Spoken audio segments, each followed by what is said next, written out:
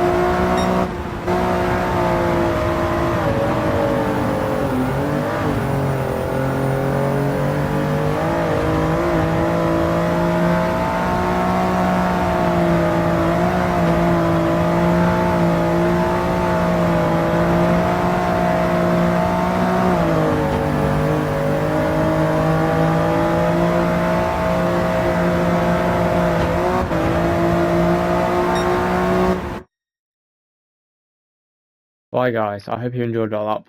Now, a couple of things before we get into the actual lap. First of all, I apologise sincerely, but I couldn't get into the top 10 and get a replay and a ghost of my lap. However, there is another way to load up a ghost of my lap and see a replay of my lap. So it's not end of the world, but it would have been easy if I was in the top 10, so you could see my time on the leaderboard and see replays and ghosts on there. But so first of all, I apologise for that. I did try this for a good few hours, to be honest, last night, and I just couldn't get below a 0.2. At the time of top 10, I think it was like a 221, and I got down to a 257, and I tried it like an hour and a bit after it, and I just couldn't improve because it's just so difficult to get it all together. But anyway, that's one thing.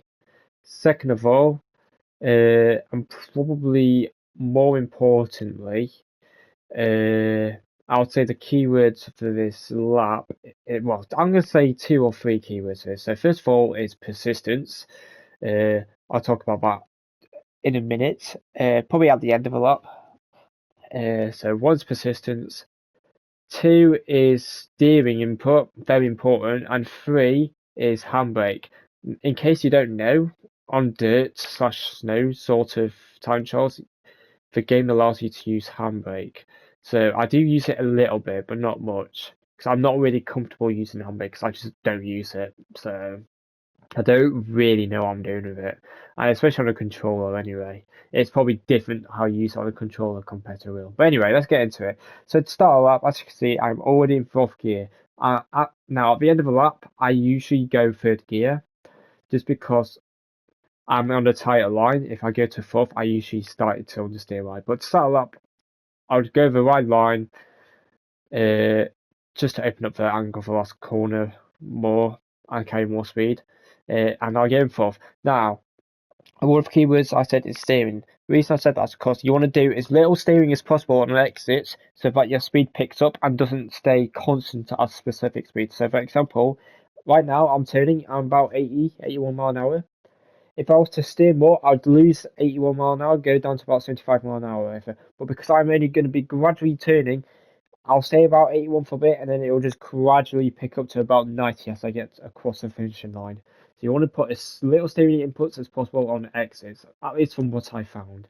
But initially on the corners, you want to turn a lot. And you'll see on my lap, I actually barely brake on my lap at all, because all you have to do is turn aggressively and the car will just turn and rotate and the speed will go down just because you're turning so heavily on a dirt surface. So anyway, I'll try my best to say what I'm doing. It's going to be quite hard for me though, but I'll give it my best shot. So, first corner, see this marshal here? I broke, I believe it was the second barrier gap after it. So, right here, that is where, this barrier gap here is where I broke. Well, not broke, I did no, I didn't actually break, but you'll see I started turning heavily, I should say. And if I feel like I'm going deep, I would literally just tap the handbrake. So, in case you don't know, I'm on controller, my handbrake button is circle. So, if I felt like my car was going to go a little bit away from the apex slash the inside, I would just tap the handbrake just to slow the car down a tiny bit more and to keep it rotating towards the apex. So you'll see about halfway through the corner, I will tap the handbrakes a couple of times, and I'm aiming to be about 59, 60 mile an hour by the time I get to the inside wall bit slash the hill bit. You'll see what I mean in a second. I will say downshift to third early as well because I just felt like it rotated better in third. I lifted a bit and you saw I did a handbrake because I felt like I was going to go a bit deep. You want to be as close to this hill bit as possible because if you go a bit wide, it will just compromise your next bit heavily and you just lose temps. This bit is easy flat. Just try to stay as close to this bit as possible without obviously touching it because it's an invisible barrier, which is a tiny bit before this bump bit. Just try to get as close to it as possible.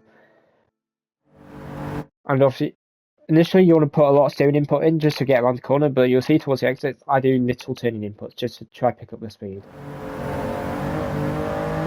Same for this bit here. I'm not sure if it was better to stay in third or fourth. I just felt more comfortable just staying in third gear and revving it out. Next corner here, I did a tap of the brakes and I turned very early. You want to be as close to the inside as possible because from my experience, the bump on the inside of the next corner is smaller than the bumps in the middle of the track. So you want to be as close to this right bump bit as possible, in my opinion. And I was aiming to be about 69, 70 mile an hour. So initially I did a lot of turning inputs, but on the exit, try to limit the steering as much as possible, just to pick up the speed. Use all the exit as well. As soon as I hit the bump bit, as you just saw, I went up to fourth gear, just so that I wouldn't lose time revving out third over the bump. Now, there's two bumps from here on point. So what you're going to see me do is you're going to see me with the throttle go down to about 70-80%. The reason I do this is because when I left the throttle on 100%, my front wheels would go a bit further up, so that when I landed for the second part, like my rear tires was hitting the bump, but my front tires was already over the bump, so my rear tyres, as it hits back on the track, would make my car overreact, and I just wouldn't be able to turn left because my car would still be in the air, if you understand me. So it is important to do a very little lift, just so that your front and rear wheels stays relatively balanced. As you see on the scape here, like that. As you can see, my front tyres are slightly higher than rear, which isn't too bad. It's when your front wheels are a lot higher than your rear wheels. That's when your car will overreact to the bumps. So I'm going to keep it on chase cam just to see what the landing should look like. So, oh sorry, that was an accident. So as you can see, there's a second bump here. You want your car to land just before it, like that. And as you can see, currently I'm still on 80% throttle because I'm about to hit the next part of the bump, and I don't want the car to do the same. As you can see, I'm just slightly on the air again. I slid it a bit just so I had a better angle for this next corner, so I wouldn't have to lift as much. Try to get as close to this grey in a bit as possible as well.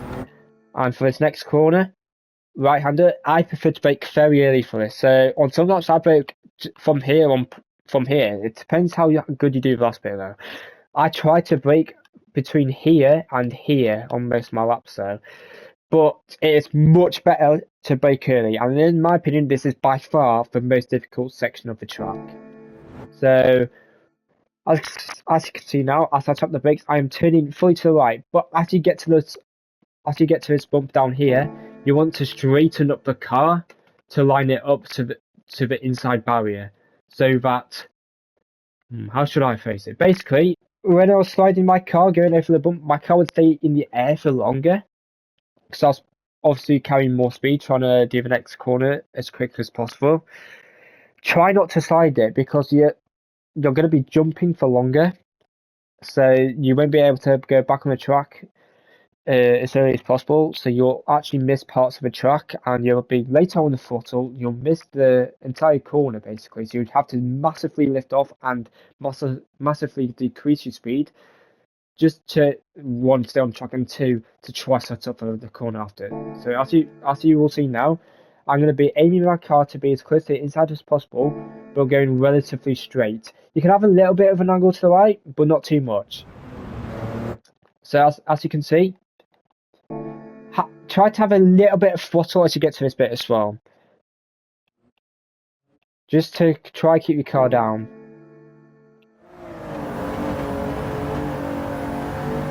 Next corner, I'd say as I got to where the Gran Turismo sign / banner is, that's where I decided to turn left.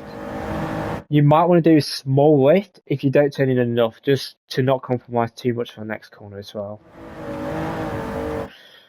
I'd like to do a little lift to try to carry more speed on the exit here, because I felt like if I stayed fully on the full, which you can definitely do, I just understood a bit wide, and I'd lose too much speed as well. So do a little lift. I was aiming to be about 55 mile an hour here, and by the way, I forgot to mention on this corner here, I was aiming to be about around 60 mile an hour for this jump corner as well. So sorry about that. So again, there's two small bumps here. So over the first bump, stay in a straight line. As you landed, I started to turn heavily to the left. Full throttle, keep it full throttle, get as close to the inside line as possible. Steer less as you get towards the exit to carry more speed. Turn as early as possible, because one, there's less bounce there, and two, you're just using less track distance, so you're shaving off time here anyway. Some cases I upshoot to fourth, but in my opinion, I think it's better just stay in third and let it rev out a bit. As soon as I heard my gearing, bounce off the limiter, that is when I started to turn left. So basically, as I got to the end of this wall here, a bit before it, I turned to the left. As you can see, I'm turning fully to the left, heavy steering initially. And as I got to this right barrier bit, I started to straighten up the steering a lot more. Try not to get onto this grass bit from here at one point, because there is a big bounce here. So go about here, because there's not as much of a bounce here and your car won't overreact to the bump. steer as less as possible and try to get as close to this right bit as possible. You can go a tiny bit on it, but if you go a bit more on it, there is an invisible barrier that you'll hit and it'll invalidate your lap time. Try to get as far to the left as possible before this darker brown dirt bit here you can see on my screen.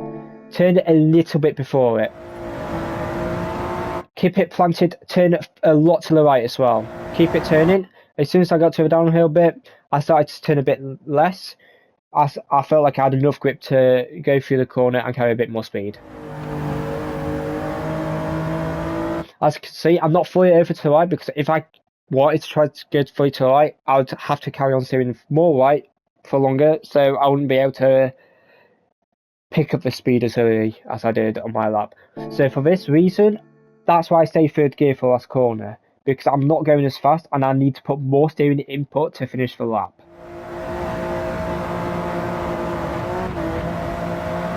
And that's a 126.257. Hopefully this helps. I'm sorry. I tried my best to describe what I was looking to do. It's quite difficult though, to be honest, because I'm a bit off pace and I don't really know what I'm doing in rallying in general, just because I'm quite inexperienced with it. I've done it in the past on that, but I've never been challenging top times on it. Maybe one, because I'm on controller and it's more difficult to do so, but I wouldn't like to use that as an excuse because you just never know. I just think it's more me being inexperienced, / not doing a lot of off-road stuff, that I'm not really too sure on what the optimal thing is to do here. Now, if you paid attention, I said a key word for this was what was the word called? Anyway, the key word was persistence. There we go. Oh, sorry, that took me a while to think of it on top of my head. I said persistence. I said persistence because when I started doing this, some of you might have saw on the friends leaderboard that I had like a 27.8, which was a silver time at the time. Now I only did it for about 10-15 minutes at that time. I only did a 27.8. I was well off the pace, but after that I spent a good few hours on this combination on the night, 3-4 hours or so. This took me a very long time to do, so just so one, I could help describe what I'm looking to do, and to just try and get the best time possible.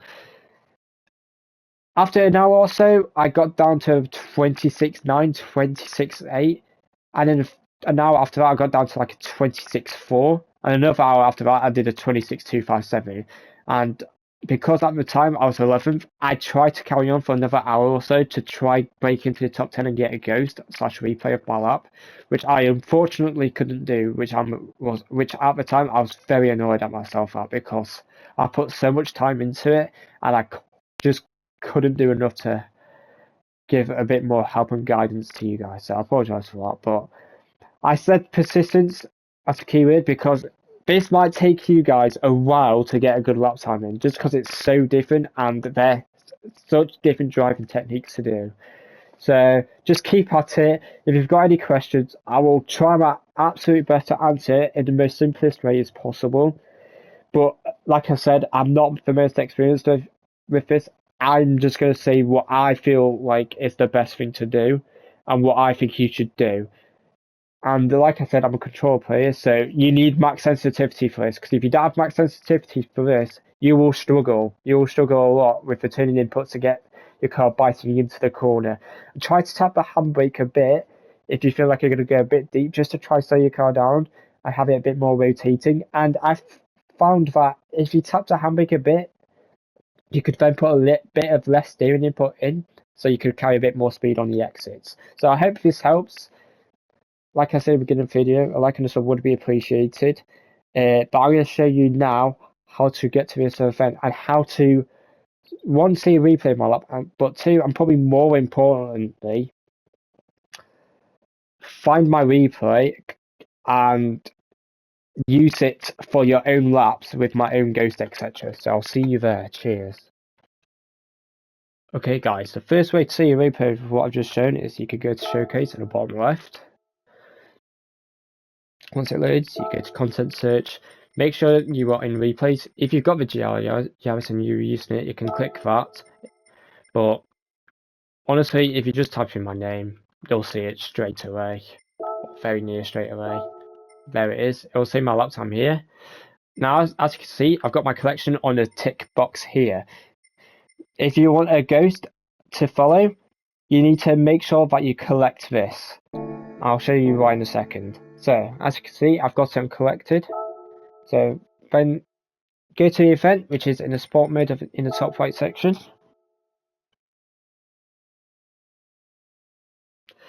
Go to online time trials, and since it's the first week, it will be the second one between the 2J and the Z8. On the second week, so with 7 or less days, it'll be fully to the right. So anyway, here you go. Go to the event, set your car, whatever. Sorry, I won't go in there. Make sure you've got dirt tyres, obviously. I mean, if you don't have dirt tyres, all you have to do is go to the race shop next to it and buy dirt tyres here. And once you buy dirt tyres, you need to equip it on here as well. Enter the event. And the way to load my ghost is you go here to settings, and then you go to ghost settings, go to load ghost in the top, open it, and then go to collection, and it'll be here. Once it's downloaded, you'll have my ghost to follow. And in my opinion, if you are to follow my ghost, I would recommend turning this off so that you don't get distracted on 2 ghosts and you can just follow what I'm doing, at least to the best of your ability. If you want it to reset after each sector, make sure this is on. If you just want it to reset at the start of that, have this off. And if you want it to start at a certain amount of time, I find 2 or 3 attempts ideal, just so you can react to what I'm doing. Play around with this. 2 attempts ahead, you'd have it on 0.2, 3, 0.4 attempts for example, you'd have it 0.4 attempts ahead. So I hope this has helped. Any questions, like I said earlier, leave them in comments below. I'll try and answer to the best of my ability. Gold estimate, honestly, I have no idea because they're hiding replays and stuff. I have no idea what they're doing. But I would say just try get below a 27.5 at least. It'll give you good idea. It's hard to say because I don't know what they're doing and I don't know how much time they've got left in the laps. A 25.1 already seems very good to me, but you just never know. So I hope this has helped, and I hope you enjoyed, and I hope you found it helpful. Cheers and goodbye.